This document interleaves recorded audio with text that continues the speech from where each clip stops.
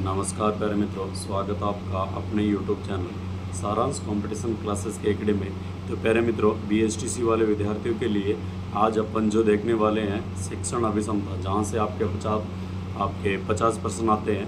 तो अपन पूरा प्रयास करेंगे प्यारे मित्रों कि 50 के 50% जहाँ से आपके आते हैं उस पूरे कंटेंट को अपन क्या करें, एकदम क्लियर कर लें। तो चलिए मित्रों, सबसे पहला टॉपिक रहेगा अपना कौन सा, यानी शिक्षण अधिगम। कौन सा रहेगा? शिक्षण अधिगम। सबसे पहली बात आती है कि अधिगम किसको बोलते हैं। शब्द कौन सा है? अधिगम। यानी अधिगम बोला जाता है प्यारे मित्रों, यानी व्यवहार में आया स्थायी परिवर्तनीय अधिगम कहलाता है। क्या कहलाता है? व्यवहार में आया स्थायी परिवर्तनीय क्या कहलाता है?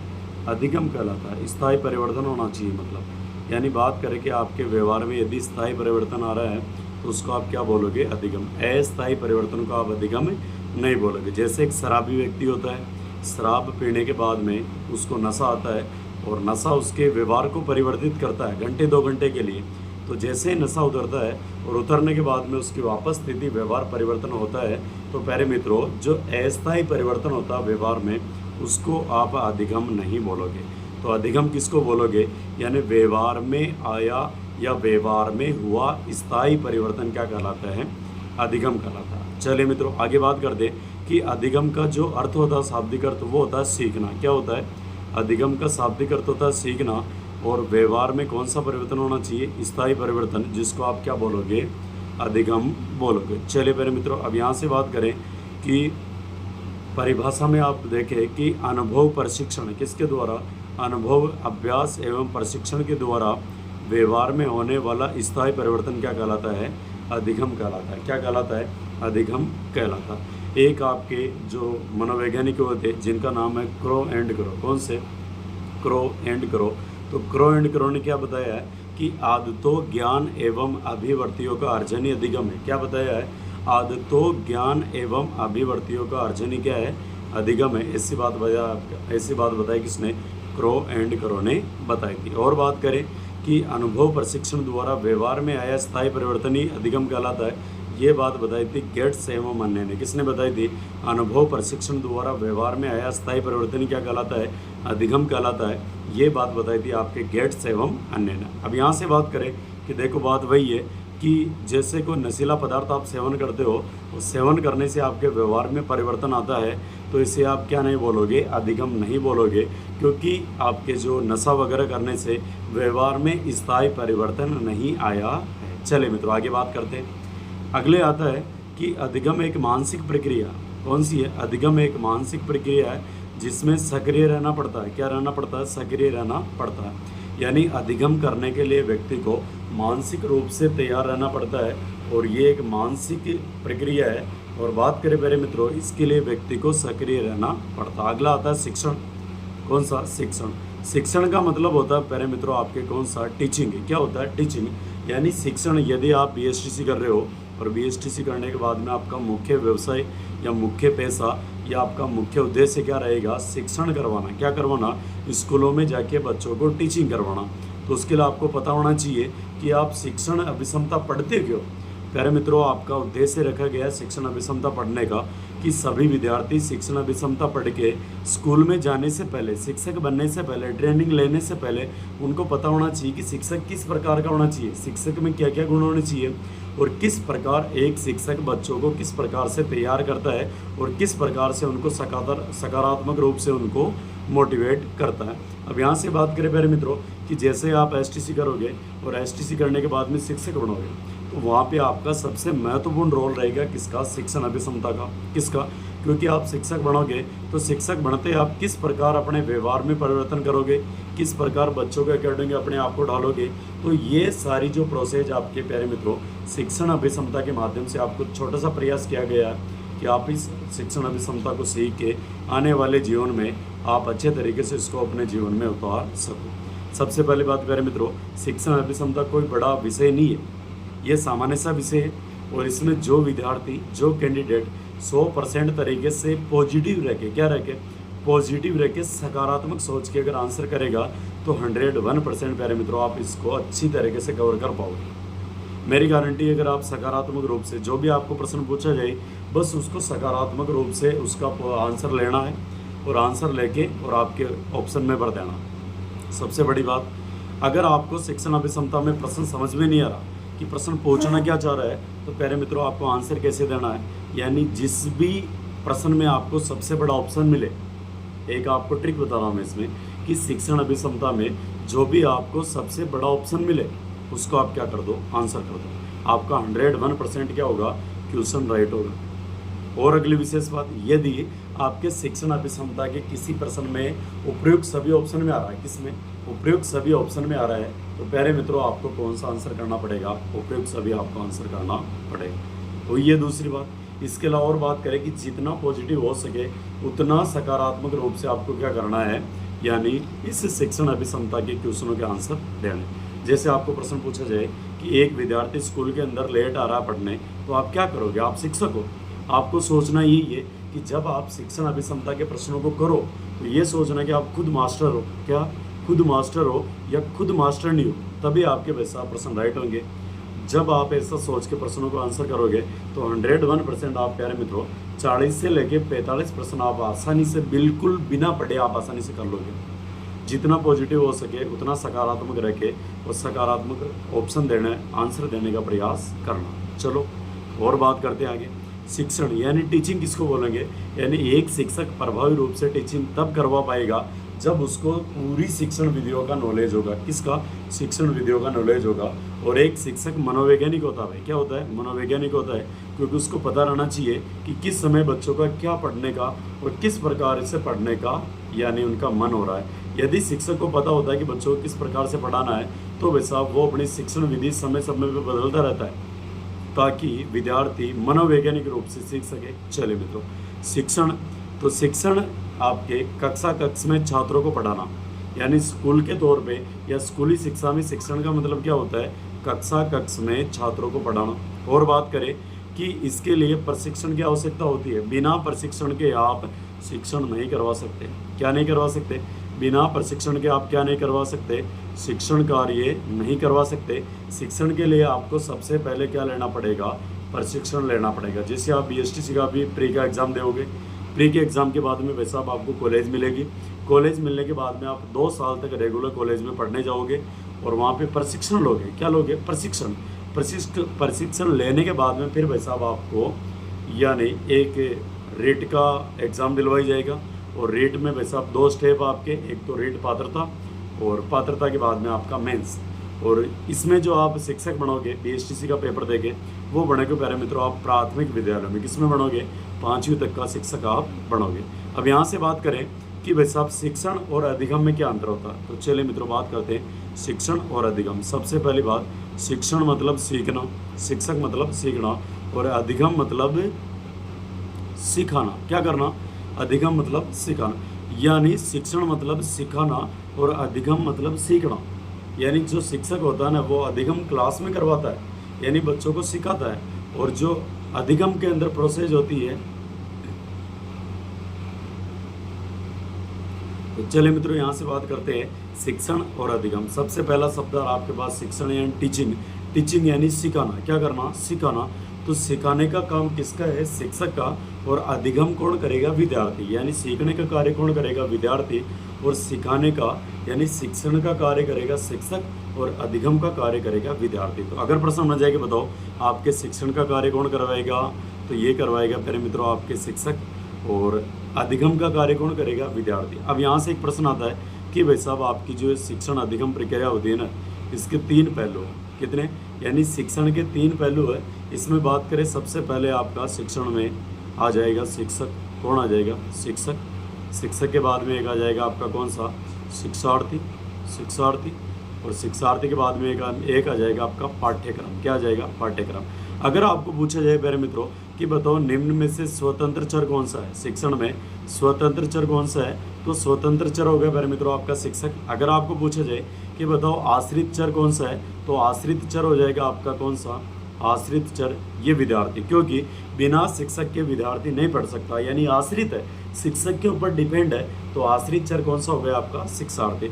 अगर आपके प्रश्न आ जाएगी बताओ मध्यस्थ चर कौन सा है, कौन सा मध्यस्थ चर कौन सा है, तो मध्यस्थ चर है प्यारे मित्रों पाठ्यक्रम। आ जाओ, शिक्षण यह एक प्रक्रिया है। क्या है, शिक्षण क्या है, एक प्रक्रिया है। और बात करें कि वैसा अधिगम क्या है, यह एक प्रक्रिया और परिणाम दोनों है। क्योंकि शिक्षक होता है उसका मुख्य काम होता है वैसा पढ़ाना, यानी वो पढ़ा के प्रोसेस करके पढ़ा के क्लास में चला जाएगा। लेकिन एक विद्यार्थी जब अधिगम करता है तो वैसा वो प्रक्रिया करता है, सीखने की प्रक्रिया करता है, और प्रक्रिया के साथ साथ में वैसा उसको परिणाम भी प्राप्त होता है कि विद्यार्थी ने सीखा है या नहीं सीखा है। तो परिणाम आत्मवाद मिलता है आपके अधिगम का। और बात करें कि शिक्षण एक नियंत्रित वातावरण में करवाया जा सकता है, यानी शिक्षण कार्य होता है प्यारे मित्रों एक नियंत्रित वातावरण में होता है। यानी जब आप शिक्षण के लिए एक जगह बैठोगे, क्लासरूम में जाओगे, स्कूल में जाओगे तो वहाँ पे आप एक निश्चित वातावरण में बैठोगे, आपको निश्चित क्लासरूम दिया जाएगा और वहाँ पे शिक्षक आगे आपको टीचिंग करवाएगा, शिक्षण करवाएगा। जबकि बात करें कि अधिगम एक स्वतंत्र प्रक्रिया, अधिगम क्या है? स्वतंत्र प्रक्रिया, यानी व्यक्ति जीवन भर अधिगम कर सकता है। यानी आप कहीं पे भी बैठे हो तो कहीं पे भी बैठे बैठे आप कुछ भी सीख सकते हो। आपसे छोटा व्यक्ति भी आपको सिखा सकता है तो आपसे बड़ा व्यक्ति भी आपको सिखा सकता है। यानी जीवन के प्रत्येक क्षेत्र में, प्रत्येक पहलू में, प्रत्येक जगह व्यक्ति क्या करता है? अधिगम करता है। अधिगम की सीधी परिभाषा क्या प्यारे मित्रों कि अधिगम एक निरंतर प्रक्रिया, अधिगम जीवन भर चलती है। जिस दिन आपका अधिगम पूरा हो गया, जिस दिन आपका अधिगम बंद हो गया, समझ लो प्यारे मित्रों उस दिन आप दुनिया से चले जाओगे। तो अधिगम क्या है? एक जीवन पर्यंत चलने वाली प्रक्रिया। जबकि शिक्षण क्या होता है? निश्चित क्लासरूम में, निश्चित समय में, निश्चित शिक्षक के पास जाके आप क्या करते हो? शिक्षण कार्य करते हो। ठीक है, अब बात करें कि भाई साहब शिक्षण दो प्रकार का होता है। कितने प्रकार का?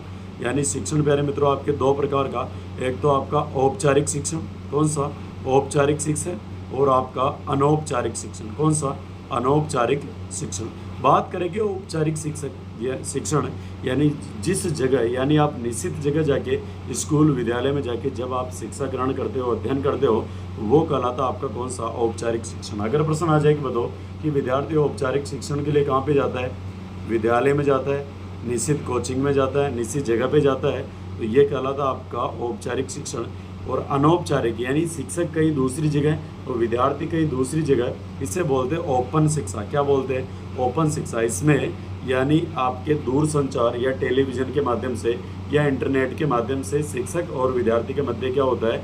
अनौपचारिक रूप से शिक्षा का आपके क्या होता है? यानी एक दूसरे के बीच में निर्वहन होता है। ठीक है, इसमें विद्यार्थी को रेगुलर अनौपचारिक शिक्षा में किसी भी स्कूल में जाने की आवश्यकता नहीं है। उसके जब एग्ज़ाम होते हैं तो बस एग्ज़ाम देने जाना पड़ता है और एग्ज़ाम को पास करना पड़ता है। चलिए मित्रों और बातें करते हैं अगली बात, यानी शिक्षण एक सामूहिक प्रक्रिया है। क्या है? शिक्षण एक सामूहिक प्रक्रिया है। यानी जब आपके क्लासरूम के अंदर शिक्षक आता है तो सभी विद्यार्थी एक जगह बैठ के क्या करते हैं? शिक्षण। यानी बात करें कि शिक्षण एक क्या है? सामूहिक प्रक्रिया। जबकि अधिगम एक व्यक्तिगत प्रक्रिया है। यानी अधिगम में बालक क्या करता है? व्यक्तिगत रूप से बैठ के जब आपके अध्ययन होने के बाद में जब अधिगम करता है तो ये एक अधिगम वाली प्रक्रिया प्यारे मित्रों व्यक्तिगत है। क्योंकि एक क्लासरूम होता है प्यारे मित्रों, समझने की कोशिश करना, एक क्लासरूम होता है, उसमें एक शिक्षक आता है, पढ़ाता है, और उसी क्लासरूम से एक बच्चा होता है जो टॉपर निकलता है, उसी क्लासरूम में एक बच्चा होता है जो सबसे नीचे अंक लेके आता है। तो इसका मतलब क्या हुआ प्यारे मित्रों कि सब बच्चों की अधिगम करने की क्षमता अलग अलग होती है। क्या होती है? अलग अलग होती है। कुछ विद्यार्थी अधिक तीव्र गति से अधिगम करके और क्लास में टॉपर आते हैं, तो कुछ विद्यार्थियों की सीखने की क्षमता धीरे या कमज़ोर होती है, तो वो क्लास में कम स्थान या कम अंक प्राप्त करते हैं। तो अधिगम एक व्यक्तिगत प्रक्रिया है, जबकि शिक्षण आपकी क्या है? यानी सामूहिक प्रोसेस है। क्या है? सामूहिक प्रोसेस। अगली विशेषता, शिक्षण एक निश्चित आयु अवस्था तक चलता है। जैसे बात करें कि आपने 12वीं क्लास तक पढ़ा होगा तो आपकी निश्चित उम्र होती है जैसे 18 साल, तो 18 साल की उम्र तक लगभग सभी विद्यार्थी अपनी 12वीं क्लास पास कर रहे हैं। अगली विशेषता के बारे में बात करें प्यारे मित्रों, तो बात करें कि ये एक निश्चित आयु तक चलता है आपका शिक्षण कार्य। क्या चलता है? निश्चित आयु तक चलता है। क्योंकि जैसे 18 साल का बच्चा होता है तो 18 साल की उम्र में लगभग वो 12th पास आउट कर लेता है, और निश्चित उम्र में बच्चे को निश्चित क्लास प्राप्त या आगे बढ़ना होता है। तो शिक्षण कार्य आपके निश्चित उम्र या उम्र के अनुसार होता है। ठीक है, जबकि बात करें कि अधिगम आपके जीवन भर चलता रहता है।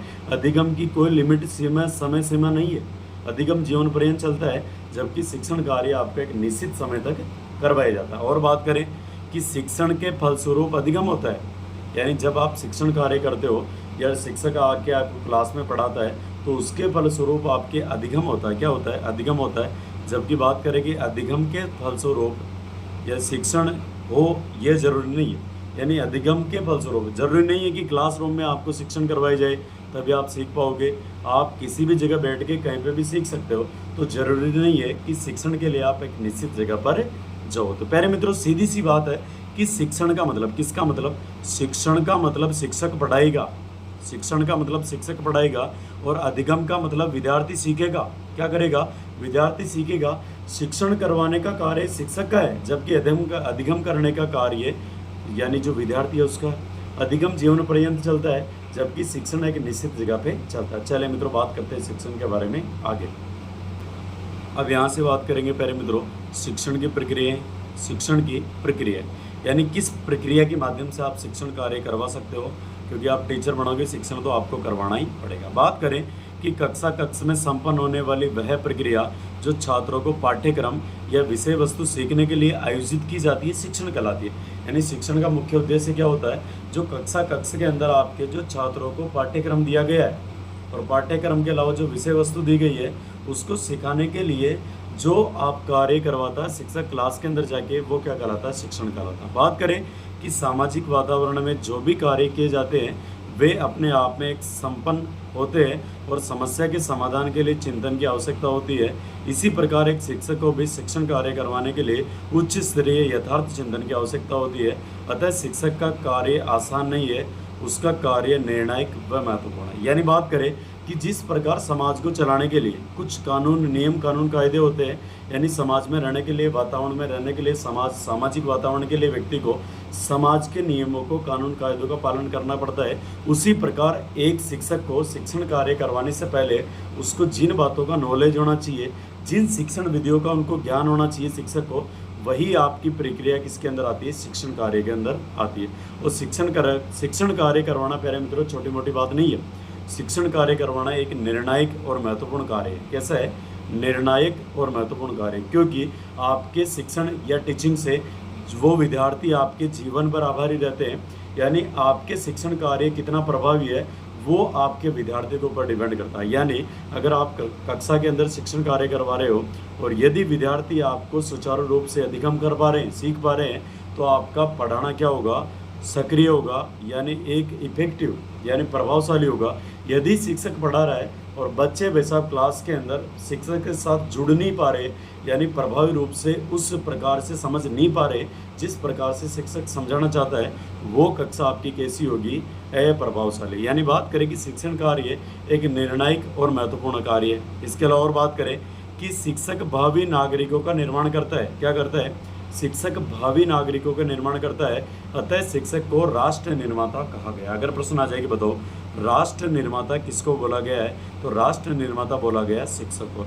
अगर शिक्षक चाहे तो समाज को वैसा आपके गर्त में ले जा सकता है, और शिक्षक चाहे तो समाज को एक बुलंदियों पे ले जाने का कार्य कर सकता है। यानी देश के अंदर जो सुव्यवस्थित, सुसभ्य नागरिक बनाने का कार्य करता है वो शिक्षक करता है। इसलिए आपके अगर प्रश्न आ जाए कि बताओ राष्ट्र का निर्माता किसे बोला जाता है, तो शिक्षक को। किसको? शिक्षक को। ऐसा नहीं कि आप राष्ट्रपति, प्रधानमंत्री कर दो। राष्ट्र का निर्माता कौन कहलाता? आपके शिक्षक कहलाता। तो प्यारे मित्रों, ये जो आपका शिक्षक का पद है ये काफ़ी समाज में सराहनीय कार्य होने वाला है। तो इस BSTC को पेपर को आप क्लियर करके एक समाज में अच्छे शिक्षक बनने की भूमिका निभा सको, तो एक छोटा सा स्टेप आपको पार करना। चलिए मित्रों, बात करते हैं आगे। अगली विशेष बात है प्यारे मित्रों कि शिक्षण प्रक्रिया के लिए कम से कम 2 व्यक्तियों को आना जरूरी है। कितने? कम से कम प्यारे मित्रों आपके पास 2 व्यक्ति होने चाहिए। कितने व्यक्ति? यानी 2 व्यक्तियों में एक तो आपके भाई साहब कौन सा? शिक्षक। एक तो कौन सा? आपके शिक्षक। और एक आपका कौन सा? शिक्षार्थी। शिक्षक और शिक्षार्थी आपके पास होने चाहिए। शिक्षक और शिक्षार्थी। यानी बात करें प्यारे मित्रों कि यदि बात करें कि क्लास के अंदर यदि शिक्षक अकेला है, क्लास के अंदर यदि शिक्षक अकेला है, तो भाई साहब शिक्षक अकेला क्या आके टेबलों को पढ़ाएगा? क्या नहीं पढ़ा सकता। यदि क्लास के अंदर विद्यार्थी अकेला है, तो क्या अकेला विद्यार्थी क्लास के अंदर पढ़ सकता है? क्या नहीं पढ़ सकता। तो कम से कम शिक्षण कार्य के लिए 2 व्यक्तियों की आवश्यकता है, और 2 में से एक तो आपका शिक्षक और दूसरा कौन सा? शिक्षार्थी।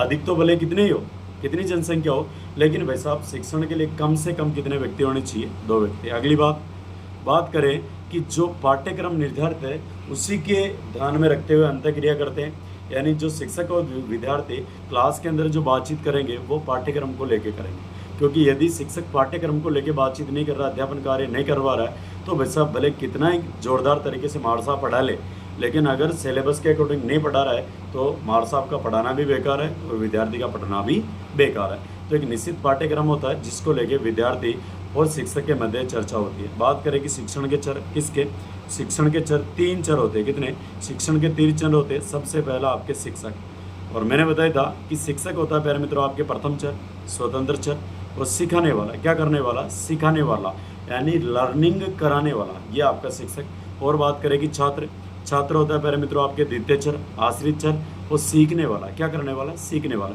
तो अगर प्रश्न आ जाए आपके, बताओ स्वतंत्र चर प्रथम चर कौन होता है? शिक्षक। या सिखाने वाले कौन होता है? शिक्षक। जबकि द्वितीय चर, आश्रित चर और सीखने वाला चर कौन सा होता है? विद्यार्थी। तीसरा होता है भाई साहब, तीसरा चर आपका शिक्षण का, और वो होता है पाठ्यक्रम। इसे बोलते हैं मध्यस्थ चर। क्या बोलते हैं? मध्यस्थ चर या अंतःक्रिया चर।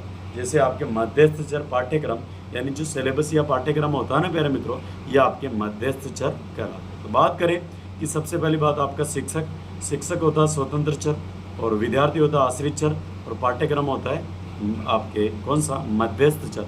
तो ध्यान रखना प्यारे मित्रों, यहाँ से आपके प्रश्न टपक सकता है, तो यहाँ से आपको विशेष ध्यान बात में रखनी है, यानी विशेष बात ध्यान में रखनी है। चले मित्रों बात करते हैं आगे। अब यहाँ से बात करें पहले जीवड़ो, तो सबसे महत्वपूर्ण बात शिक्षण की अवधारणा है कि किस किस प्रकार से आपका शिक्षण कार्य आगे बढ़ता है। सबसे पहले उदाहरण आ रही संकुचित अवधारणा, यानी शिक्षण की संकुचित अवधारणा। ये अवधारणा दी थी BS ब्लूम द्वारा। किसके द्वारा? BS ब्लूम द्वारा दी गई थी। और अगर आपको पूछा जाए कि बताओ शिक्षण की संकुचित अवधारणा में BS ब्लूम, इसके अनुसार कौन कौन शामिल, यानी किस किस को शामिल किया जाता है, तो प्यारे मित्रों इसमें आता आपके एक तो कौन सा? शिक्षक, एक आपका छात्र और पाठ्यक्रम। यानी इसमें BS ब्लूम के अनुसार एक तो आता आपके शिक्षक, एक आता आपका छात्र, और एक आता आपका पाठ्यक्रम। कौन सा होता है? पाठ्यक्रम। और बात करें कि शिक्षक और विद्यार्थी ये दोनों पाठ्यक्रम को लेके आपस में अंतःक्रिया करते हैं। क्या करते हैं? आपस में अंतःक्रिया करते हैं। यानी शिक्षण की संकुचित अवधारणा किसने दी? BS ब्लूम ने। अगला है शिक्षक की व्यापक अवधारणा, यानी विस्तृत रूप से शिक्षण की व्यापक अवधारणा किसने दी है? तो प्यारे मित्रों ये अवधारणा दी है जॉन डेवी ने। किसने दी है? जॉन डेवी ने दी है। और इसमें छात्र व शिक्षक समाज पर अंतःक्रिया करते हैं। क्या करते हैं? यानी छात्र व शिक्षक आपस में क्या करते हैं? यानी अंतःक्रिया करते हैं। और किसके ऊपर करते हैं? समाज के ऊपर। किसके ऊपर? समाज के ऊपर। ठीक है। यानी व्यापक अवधारणा के अंदर एक तो होता आपका शिक्षक और एक होता आपका विद्यार्थी, और इनका जो वैसा अंतःक्रिया करने का, जो इनमें संप्रेषण करने का जो टॉपिक होता है, विषय होता है, वो होता है समाज। तो अगर आपको पूछ ले कि बताओ आपके शिक्षण के अंदर जो व्यापक अवधारणा है, इसके अंदर जॉन डेवी ने किसको मध्यस्थ बताया है? तो मध्यस्थ बताया आपके समाज को। किसको बताया? समाज को। तो व्यापक अवधारणा आपके किसने? जॉन डेवी ने दी। किसने दी? जॉन डेवी ने दी थी। अगली बात करते हैं। अगली बात यहाँ से बात करें मेरे मित्रों कि शिक्षण उपागम। कौन सा? शिक्षण उपागम। और ये STC में एक टॉपिक लगता है शिक्षण उपागम। और बात करें कि शिक्षण उपागम में आप क्या क्या पढ़ोगे? एक तो पढ़ोगे शिक्षण विधियाँ। क्या पढ़ोगे? शिक्षण विधियाँ। और शिक्षण विधियाँ प्यारे मित्रों आपके साधन होती है। क्या होती है? साधन। जिस प्रकार किसी सामान को एक जगह से दूसरी जगह ले जाने के लिए किसी साधन की आवश्यकता होती है, उसी प्रकार एक शिक्षक और विद्यार्थी के बीच में जो ज्ञान होता है, जो नॉलेज होता है, जो पाठ्यक्रम होता है, उसको संप्रेषण करने के लिए जो साधन होता है, वो साधन क्या होती है? शिक्षण विधियाँ। बात समझ आए ना? यानी यदि एक शिक्षक आपको शिक्षण कार्य करवाएगा तो उसके लिए जो साधन के रूप में उपयोग लेगा वो किनको लेगा? शिक्षण विधियों को। किनको लेगा? शिक्षण विधियों को लेगा। नंबर 2 पे आप पढ़ोगे शिक्षण उपागम में, वो आएंगे शिक्षण सूत्र। यानी शिक्षक को क्लास में पढ़ाते समय किन किन शिक्षण सूत्रों का पालन करना चाहिए, किन किन बातों को ध्यान में रखना चाहिए ताकि वो प्रभावशाली रूप से क्या करवा सके? शिक्षण कार्य करवा सके। तो ये कहलाते हैं आपके शिक्षण सूत्र। और शिक्षण सूत्रों को बोल सकते हो आप मार्गदर्शन। जैसे बात करें कि आपको अजमेर जाना, तो अजमेर जाने के लिए आपको पता होना चाहिए कि अजमेर का रोड कौन सा है। अगर आपके ये रास्ते के अंदर चिन्ह लगे होते हैं, बोर्ड लगे होते हैं, इन बोर्डों के माध्यम से आप बिना किसी को पूछे, भाई साहब आप कहाँ पे अजमेर चले जाते हो, आप गूगल मैप चलाते हो, उसके माध्यम से बिना किसी को पूछे आप अजमेर चले जाते हो। तो जो उसी प्रकार शिक्षा के अंदर जो आपकी मार्गदर्शन का या शिक्षण उपागम के अंदर जो दर्शन का काम करते हैं, मार्गदर्शक का काम, वो करते हैं शिक्षण सूत्र। यानी वे एक शिक्षक को कक्षा के अंदर पढ़ाते समय किन किन बातों का ध्यान रखना चाहिए, किस प्रकार अध्यापन करना चाहिए ताकि वो अध्यापन प्रभावशाली रूप से करवा सके, तो इसके लिए एक शिक्षक काम में लेता आपके कौन सा, शिक्षण सूत्रों को। किसको लेता है, शिक्षण सूत्रों को काम में लेता। अगला है शिक्षण सिद्धांत, यानी किन किन सिद्धांतों का प्रयोग करके एक शिक्षक अपने शिक्षण को प्रभावी व इफेक्टिव बना सकता है। तो एक तरीका है, ये क्या है, तरीका।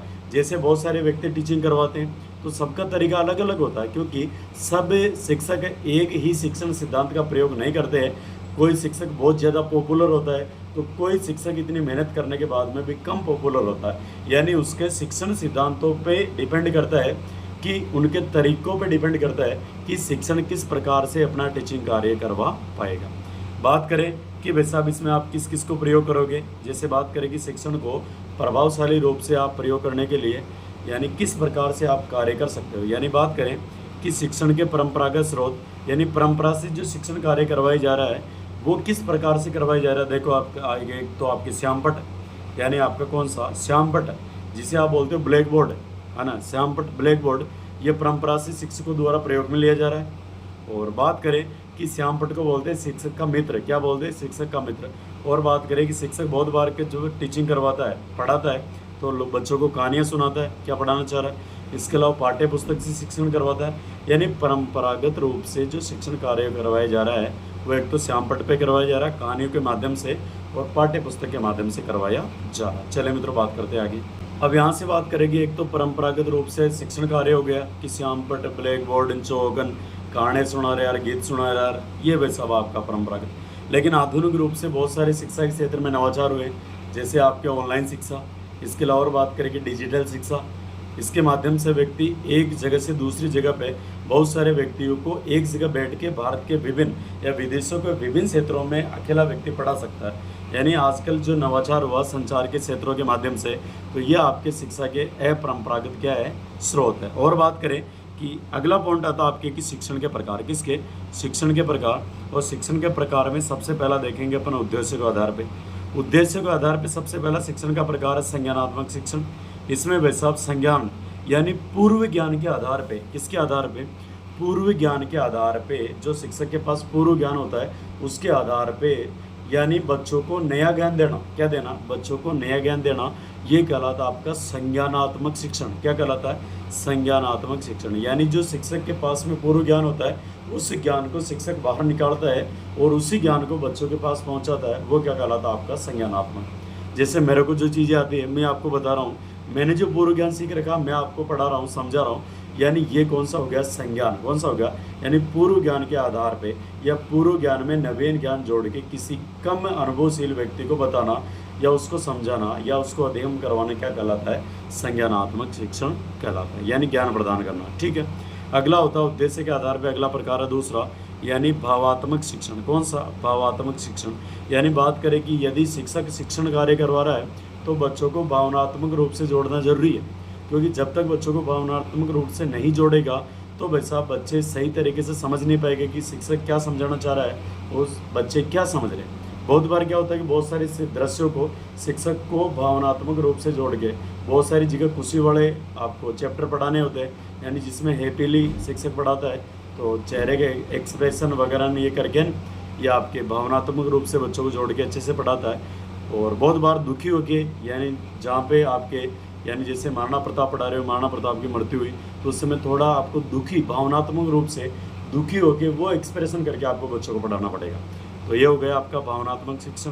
और उद्देश्य के आधार पर नंबर 3 पे आता है कौन सा, आपका क्रियात्मक शिक्षण। यानी इसमें शिक्षक क्रिया करके अध्यापन कार्य करवाता है। जैसे बहुत बार होता है कि जैसे लोकगीत पढ़ा रहे हो तो लोकगीत में आप वैसा गीत गा के पढ़ाओगे, क्या पढ़ाओगे, जैसे राजस्थान का राज्य गीत है, केसरिया बहलम आवो ने पधारो गोरी रे देश जी, केसरिया बहलम आवो ने पधारो गोरी रे देश, अजी आवण जावण कह गए जी, कर गए कोल अनेक, आवण जावण कह गए जी, कर गए कोल अनेक, अजी गिणता गिणता घिस गई जिम्हारी आंगड़ियाँ री रेख, हो जी आंगड़ियाँ री रेक जी के सरिया बाल में आवो ने पधारो गोरी रे देश। तो इस प्रकार के टीचिंग को प्यारे मित्रों, जब शिक्षक इस प्रकार की क्रियात्मक यानी एक्टिविटीज करके जब शिक्षण कार्य करवाता है तो इसे बोलते हैं क्रियात्मक शिक्षण। यानी शिक्षण के उद्देश्य के आधार पर शिक्षण 3 प्रकार का, पहला संज्ञानात्मक, दूसरा भावात्मक, तीसरा क्रियात्मक। अगला स्तर के आधार पे, किसके आधार पे? स्तर के आधार पे। ये भी कितने प्रकार का? 3 प्रकार का। सबसे पहला स्मृति स्तर। कौन सा? स्मृति स्तर। बात करें प्यारे मित्रों कि स्मृति स्तर पे शिक्षक क्या करता है? विद्यार्थियों को सीधा जो भी बातें बता रहा है उसको डायरेक्ट रटवाता है। क्या करता है? रटवाता है। क्या करवाता है? रटवाता है। भाई रट लो, आपने तो कोई कौन है एन पूछ ले कि बताओ महाराणा प्रताप को जन्म कदे हो? 9 मई 1540। प्यारे विद्यार्थियों रट लो, कहीं कौन करनो रट लो। आका तीज कदे हुआ? वैशाख शुक्ल तृतीया। छोटी तीज कब? आपके वैशाख शुक्ल तृतीया। क्या आती है? आका तीज। प्रश्न आ जाएगा आपके वैसा छोटी तीज कब आती है? तो श्रावण शुक्ल तृतीया। बड़ी तीज कब आ रही है? तो वैसा आपकी भाद्रपद कृष्ण तृतीया। तो मार साहब कह दे बेटा और रट लो, क्या कर लो? रट लो।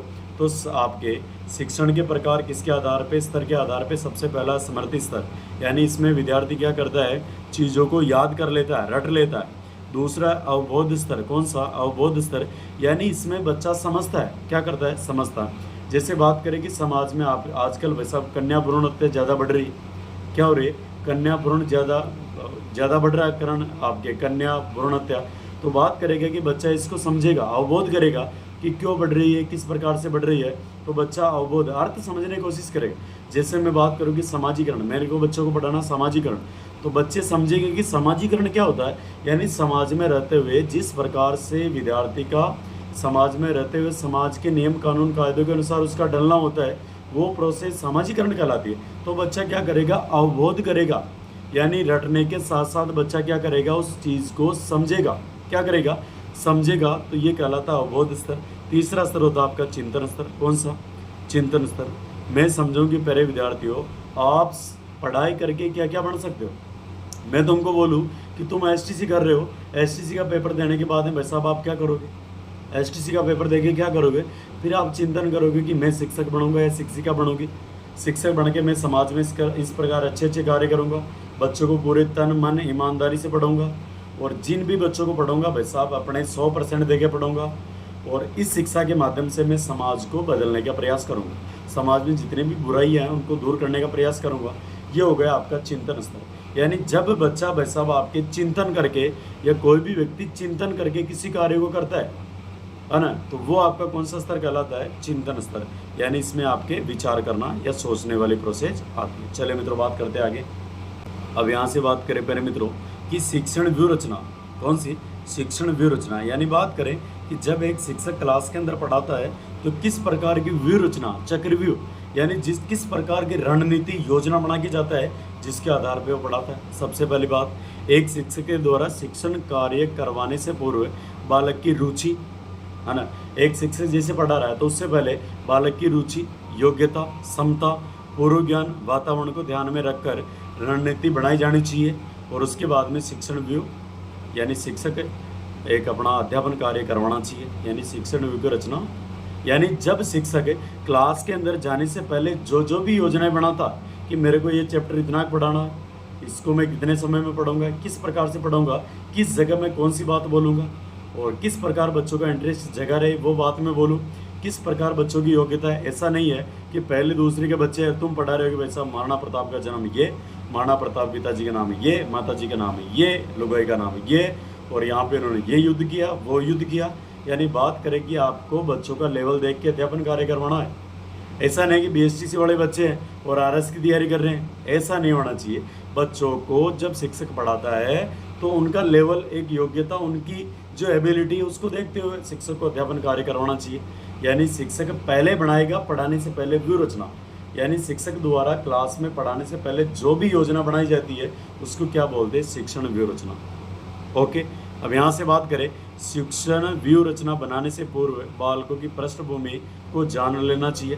यानी किसी भी शिक्षक को पढ़ाने से पहले बच्चों को पता होना चाहिए कि किस लेवल तक बच्चों को क्या क्या आता है और आगे क्या पढ़ाना। बात करें कि शिक्षण व्यूह रचना भाई साहब 2 प्रकार की होती है। कितने प्रकार की? 2 प्रकार के। नंबर 1 पे आपके एक तंत्रीय शिक्षण व्यूह रचना, यानी इसमें शिक्षक स्वयं केंद्र होता है। यानी जैसा जैसा शिक्षक पढ़ाएगा ना भाई, आप ही हैं। शिक्षक ये सोचता है कि जैसा मैं पढ़ाऊंगा बच्चों को पढ़ना ही पड़ेगा। ये आपका एक तंत्रीय शिक्षण व्यूहरचना, जिसमें आपके शिक्षक प्रधान होता है। कौन होता है? शिक्षक प्रधान।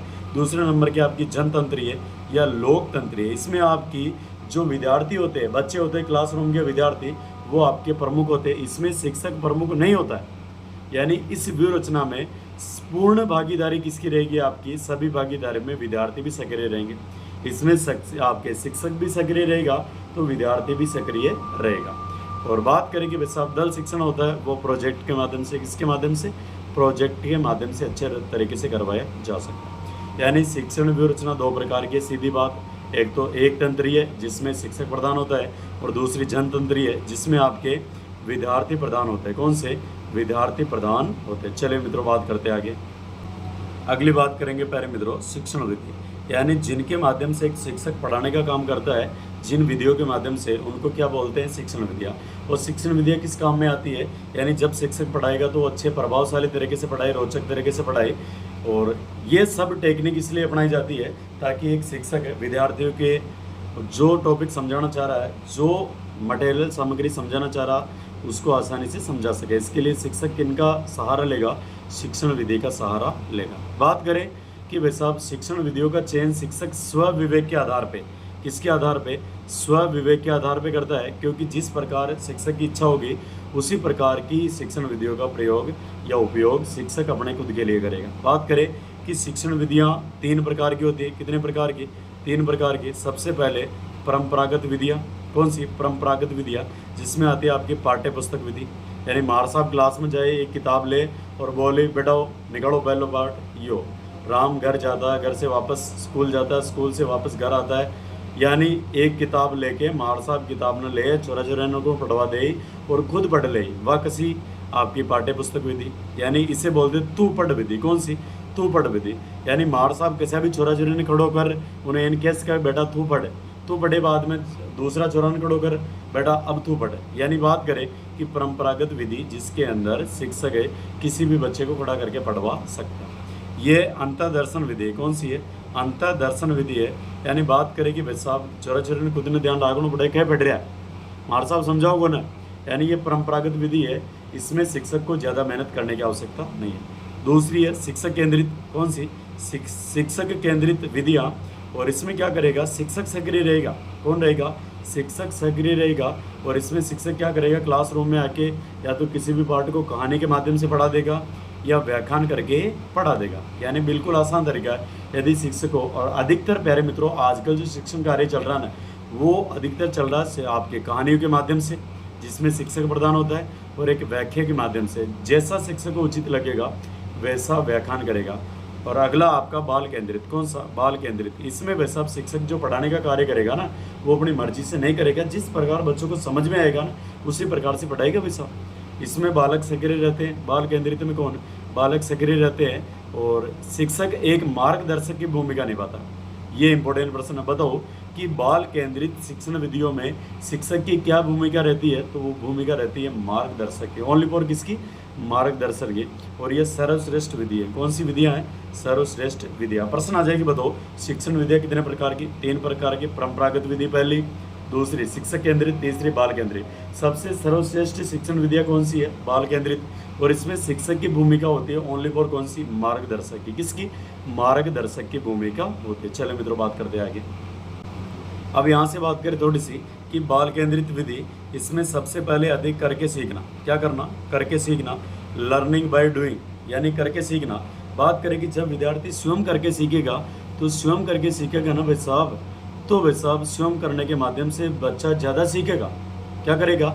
ज़्यादा सीखेगा। जैसे बच्चे को आप एक बॉक्स दो, उसमें आप वो आता ना एक पजल बॉक्स, वो दो, उसमें बच्चा संख्या मिलाने की कोशिश करेगा। बच्चों को आप कार्ड शीट दो, यानी कैसे कबूतर पढ़ाना तो कह दे दो, और कबूतर बोलो कि बेटा बता कबूतर का चित्र कौन सा है। यानी जब बच्चा स्वयं करके देखेगा ना, तो वैसा बच्चा और ज़्यादा प्रभावी रूप से सीखेगा। बात करें कि यहाँ पे एक स्वयं, यानी जो भाई साहब यहाँ पे एक मारिया मोंटेसरी। कौन सी? मारिया मोंटेसरी एक मैडम हुई थी, मोंटेसरी। इन मारिया मोंटेसरी मैडम ने बच्चों के करके सीखने पे बल दिया था। किसने? बच्चों द्वारा करके सीखने पे बल दिया था। और बात करें कि ये जो करके सीखने की अवधारणा है, ये अवधारणा दी थी जॉन डेवी ने। किसने? जॉन डेवी ने। और सीखा हुआ ज्ञान कैसा होता है? स्थायी। जब विद्यार्थी खुद करेगा ना तो भाई साहब उसका जो ज्ञान होगा वो स्थायी होगा। कैसा होगा? स्थायी होगा। और बात करेंगे, एक व्यक्ति आता प्रोबेल। कौन सा? प्रोबेल। तो प्रोबेल ने एक विधि दी थी, इस विधि का नाम है खेल विधि। कौन सी विधि? तो अगर प्रश्न आ जाए कि बताओ खेल विधि किसने दिया आपके, तो ये दिया आपके प्रोबेल ने। किसने? प्रोबेल ने। ओके। और यहाँ से बात करें अपन अगली विशेष बात कि इस करके सीखने वाली विधि में बच्चा स्वयं करके सीखता है, और जब सीख जाता है तो भाई साहब वो दूसरे अपने साथियों को प्रेरित करता है। अब यहीं से बात करें कि भाई साहब एक विधि आती है अंतर्दर्शन। कौन सी? अंतर्दर्शन। और बात करें अंतर्दर्शन के बारे में तो ये दी थी आपके जॉन लॉक और वुंड ने। किसने? जॉन लॉक और वुंड ने। और बात करें कि स्वयं के मन में झांकना, इसमें क्या है? अंतर्दर्शन मतलब खुद के बारे में सोचना। भाई तुम्हारी तबीयत ठीक नहीं है, तुम्हारा मन ही आपका शरीर के साथ नहीं दे रहा, आपका मानसिक रूप से आप सीखने के लिए तैयार नहीं हो, फिर भी मार साहब जोरू पढ़ा रहे हैं, तो बच्चा फिर काम न चला। यानी अंतर्दर्शन यानी बच्चा खुद अपने बारे में सोच के खुद पढ़ता है। कब आपका पढ़ने का मन हो रहा, कब नहीं हो रहा, तो आप खुद अपने बारे में सोच के पढ़ोगे। तो ये विधि कौन सी? अंतर्दर्शन है। और इसको देने वाले आपके जॉन लॉक और विलियम वुंड। कौन से? वुंड। एक आती है आपकी बहिर्दर्शन विधि। कौन सी? बहिर्दर्शन विधि यानी दूसरों के मन में झांक कर सीखना। यानी बहुत सारे विद्यार्थी होते हैं, यानी बहुत सारे विद्यार्थी ऐसे होते हैं जो क्लास के अंदर बैठे तो होते हैं लेकिन उनको पता नहीं होता कि वो क्या पढ़ना चाहते हैं। जैसे बहुत सारे आपके शिक्षक होते हैं पहले में, तो वो बच्चों की शक्ल देख के पता कर लेते हैं कि अब बच्चों को क्या पढ़ाना, किस विधि से पढ़ाना, किस तरीके से पढ़ाना। तो आपकी अंतर्दर्शन और बहिर्दर्शन यानी अंतर्दर्शन खुद के मन में देखना, और बहिर्दर्शन यानी दूसरों के मन में झांक कर उनकी भावनाएं समझना। अब यहाँ से एक छोटा सा प्रश्न बन सकता है प्यारे मित्रों, है ना? प्रश्न बन सकता है, ध्यान से सुन लेना कि परीक्षण कितने प्रकार का होता है। प्रश्न क्या बनेगा कि परीक्षण कितने प्रकार का होता है, तो आपको जवाब देना है 2 प्रकार का। कितने प्रकार का? 2 प्रकार का। सबसे पहला निदानात्मक परीक्षण। कौन सा? निदानात्मक परीक्षण यानी निदानात्मक। प्रश्न आ जाएगी बताओ निदानात्मक परीक्षण में क्या होता है, तो इसमें क्या होता है? बालक की समस्या का पता लगाया जाता है। क्या किया जाता है? बालक की समस्या का पता लगाया जाता है। यानी निदानात्मक परीक्षण में निदान करना। क्या करना? यानी निदान करना, किसी भी समस्या का आप कारण पता लगाना। किसी भी समस्या का कारण पता लगाना क्या कहलाता है? निदान। जैसे आप डॉक्टर के पास गए, जाने के बाद में डॉक्टर आपको पूछता है कि बताइए पहले कि आपको समस्या क्या? आप बताते हो कि भाई हमारा माथा भी दुख है, हमारा हाथ भी दुख है, रात का नींद भी ना आवे, तो फिर भाई साहब डॉक्टर एन देखेगी कि यह समस्या है। तो यानी किसी भी समस्या को जानने के लिए आप सबसे पहले कारण बताओगे। तो उसी प्रकार शिक्षा के अंदर बहुत बार बच्चे समझ नहीं पाते हैं, तो उसके लिए शिक्षक 2 प्रकार के परीक्षण करता है। पहला कौन सा?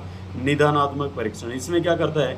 बालक की समस्या के कारणों का पता लगाता है कि किस किस कारण से विद्यार्थी की इस चीज़ में समस्या आ रही है। यानी निदानात्मक परीक्षण में बालक की समस्या के कारणों का पता लगाना। अगला होता है उपचारात्मक शिक्षण, यानी इसमें उपचार किया जाता है कि बालक को किस जगह समस्या आ रही। जैसे मैं बात करूँ कि जैसे बालक को शिक्षक गया क्लास में और शिक्षक ने बताया कि 2 और 2 कितने होते हैं? 4। यानी 2 और 2 कितने होते हैं? 4। अब बच्चे 2 और 2 5 कर रहे हैं, तो सबसे पहले शिक्षक पता लगाएगा कि तो बच्चे कारण पता लगाएगा कि बच्चे 2 और 2 5 कैसे कर रहे हैं। तो जब कारणों का पता लगाएगा शिक्षक, इसे बोलोगे निदानात्मक परीक्षण। फिर शिक्षक क्या करेगा? बेटा एक लाइयो पेन, एक यो पेन, एक यो पेन, एक यो पेन। अब 2 आता में 2 पेन ले ला। बता ये आत्म कतरा पेन है, बच्चों बोली मार साहब 2, हिम कतरा हिम्मत 2, तो बता बेटा 2 और 2 कतरा, तो फिर बच्चों के 4। तो यानी उपचारात्मक शिक्षण यानी समस्या का समाधान करना। क्या करना? समस्या का समाधान। यानी उपचारात्मक शिक्षण में होता है समस्या का समाधान करना। चलिए प्यारे मित्रों आगे बात करते हैं। तो यहाँ से आपके अगली कोई बात इंपॉर्टेंट नहीं है। चलिए मित्रों बात करते हैं आगे। अब यहाँ से आपके एक प्रश्न बन सकता है प्यारे मित्रों कि बताओ मनोविश्लेषणवाद विधि कौन सी? मनोविश्लेषणवाद के जनक या मनोविश्लेषणवाद विधि किसने दी है? सिगमंड फ्राइड ने। किसने दी है? सिगमंड फ्राइड ने दी है। और बात करें कि इसके अंदर होता क्या है कि मन की इच्छाओं को जानना। क्या करना? मन की इच्छाओं को जानना और बालक के मन की इच्छाओं को जानकर उसकी समस्या का समाधान करना। यानी किस प्रकार की समस्या बालक को आ रही है, तो मन की इच्छाएं जानना। और ये किसके अंदर आता? मनोविश्लेषण, यानी मन में कौन कौन सी बातें चल रही है उनका विश्लेषण करना। तो भाई साहब जब आप क्या करोगे, जब किसी व्यक्ति को आप फ्री कर दोगे, क्या कर दोगे? जब किसी व्यक्ति को आप फ्री कर दोगे तो भाई साहब आप क्या कर दोगे? उसका विश्लेषण कर दोगे। तो सीधी सी बात है मनोविश्लेषणवाद विधि किसने दी? सिगमंड फ्राइड ने। किसने दी? सिगमंड फ्राइड ने। अगली आती है बेसिक विधि या बुनियादी शिक्षा। बेसिक शिक्षा यह बुनियादी शिक्षा की अवधारणा किसने दी? महात्मा गांधी जी ने। महात्मा गांधी जी का कहना था कि भाई साहब छोरा छोरी ज़्यादा मत पढ़ाओ, ते अतराक पढ़ा दो कि भाई साहब बस वे खुद को काम कर सके, वे हाथ का काम सीख के और हाथ के काम के माध्यम से अपनी रोजी रोटी चला सके। यह आपकी बेसिक शिक्षा, बुनियादी शिक्षा, गांधी जी की अवधारणा। अगली आती है डाल्टन विधि। कौन सी? डाल्टन विधि। इसके आपके देने वाले हेलन पार्कहर्स्ट। कौन से? हेलन पार्कहर्स्ट, है ना। जब आपके डाल्टन, कौन सा? जब आपके डाल्टन, है ना, तो भाई साहब जब आपके डाल्टन यानी डाल्टा घी खाते हो आप, डाल्टा घी खाने के बाद में आप पार्क में घूमने जाते हो। कहाँ पे? पार्क में घूमने जाते हो, तो डाल्टन विधि किसने दी है? हेलन पार्कहर्स्ट ने। किसने? Helen Parkhurst. अगली आती है किंडरगार्टन। कौन सी? किंडरगार्टन। तो किंडरगार्टन विधि दी है प्रोबेल ने। किसने? प्रोबेल। बोलो मेरे साथ कि किंडरगार्टन, गार्डन में प्रोबाल, क्या करो? प्रोबाल, यानी किंडरगार्टन प्रोबेल किसने दी? प्रोबेल, यानी किंडरगार्टन विधि आपकी प्रोबेल। अगली है मॉन्टेसरी विधि, और मॉन्टेसरी विधि आपकी किसने? मोरिया मॉन्टेसरी ने। और बात करें प्यारे मित्रों कि ये जो मॉन्टेसरी विधि है ना, ये मारिया मॉन्टेसरी, ये करके सीखने पे बल देती है। किंडरगार्टन पद्धति किसने दी? प्रोबेल ने। और प्रोबेल यानी प्यारे मित्रों किंडरगार्टन पद्धति के अनुसार देखें तो शिक्षक होता है प्यारे मित्रों माली। जिस प्रकार एक माली पूरे बगीचे की देख रेख करता है, उसी प्रकार एक शिक्षक पूरी क्लासरूम की देख रेख करता है, पूरे विद्यालय की देख रेख करता है। तो शिक्षक को किसकी उपमा दी गई है? यानी माली की। और बात करें कि विद्यार्थी को उपमा दी गई है पौधे की। किसकी? पौधे की। यानी इस पौधे की रक्षा करने का कार्य किसका है? शिक्षक का, यानी माली का है। उसी प्रकार इस पौधा यानी पौधा रूपी जो विद्यार्थी है, इस विद्यार्थी की पूरी रक्षा कौन करेगा? शिक्षक। ठीक है, ये किसके अनुसार? किंडरगार्टन पद्धति।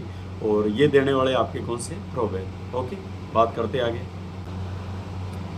मेरे प्यारे मित्रों, इस क्लास को आपको दो की स्पीड में पुल करके फटाफट देख लेने, कोई ज़्यादा विशेष बात नहीं, तुमको सब आता है, बस एक बात चीज़ों को समझना। अगली विशेष बात, शिक्षण सहायक सामग्री, यानी शिक्षक जिन जिन सहायक सामग्री के माध्यम से अध्यापन कार्य करवाता है, जिन जिन सामग्री के माध्यम से शिक्षक अपने टीचिंग को प्रभावी बनाता है, वो क्या कहलाती है? सहायक सामग्री। सीधी बात, मार साहब जदे कक्षा में पढ़ावा जाए ना, वदे कई सहायक सामग्री ले जाए साथ में, उन्हें कहीं वो सहायक सामग्री। एक तो ले जाओ किताब, एक ले जाओ भाई साहब छोटो मोटो कहीं भी मोबाइल फोन, और कहीं के ले जाओ शिक्षक लपेट फलक, और क्या क्या लेके जाता है।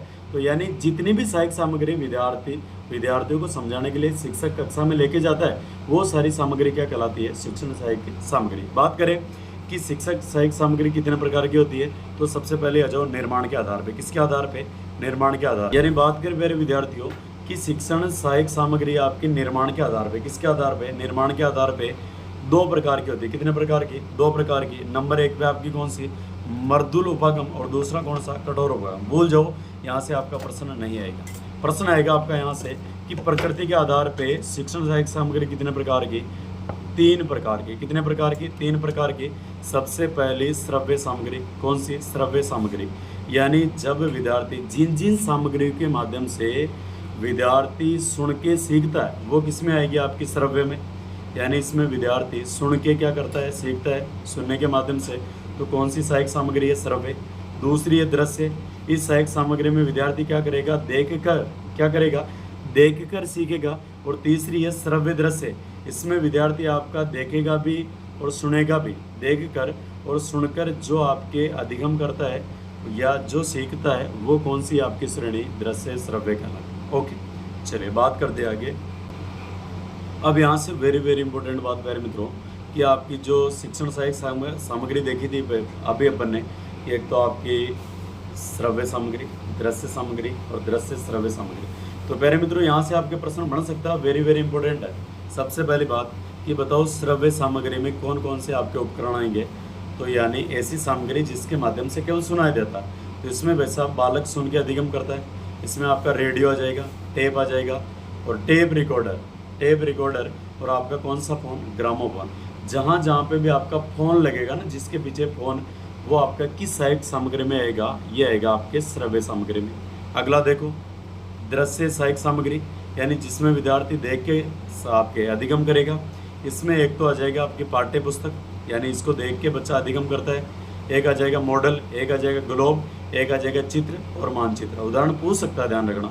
अगला आ जाएगा श्रव्य दृश्य सहायक सामग्री, यानी ऐसी सहायक सामग्री जिसमें वैसा विद्यार्थी देख भी सुन सकता है, सुन भी सकता है। इसके माध्यम से सर्वाधिक रूप से विद्यार्थी सीखता है। सबसे प्रभावशाली सहायक सामग्री कौन सी है? तो ये प्यारे मित्रों आपकी श्रव्य दृश्य सहायक सामग्री। इसमें आपका आ जाएगा एक तो टेलीविज़न, कौन सा? टेलीविज़न। एक आ जाएगा आपके वीडियो, एक आ जाएगा कंप्यूटर, एक आ जाएगा मेड़ा, एक आ जाएगी कठपुतली, है ना।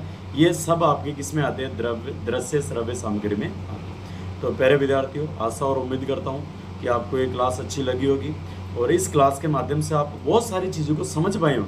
मेरा उद्देश्य है प्यारे मित्रों कि आप जब शिक्षण विद्या को करने बैठो ना, तो आपके अंदर एक समझ हो कि आपके प्रश्न आ रहे हैं उनको आप समझ पा रहे हो। इसमें कोई रटने वाली बात नहीं, बस समझना आपको, ठीक है। और मैं गारंटी के साथ दावा कर सकता हूँ प्यारे मित्रों कि इन क्लासों को देखने के बाद में आप शिक्षण अभिक्षमता के 50 में से कम आप 45 प्रश्न आसानी से कर सकते हो। तो मिलते हैं पहले मित्रों अगली क्लास में। और अगर आपको कंटेंट अच्छा लगा तो थोड़ा वीडियो के नीचे कमेंट करो, ताकि मैं आपके लिए जल्दी से जल्दी अगली क्लास लेके उपस्थित हो सकूँ। धन्यवाद मित्रों।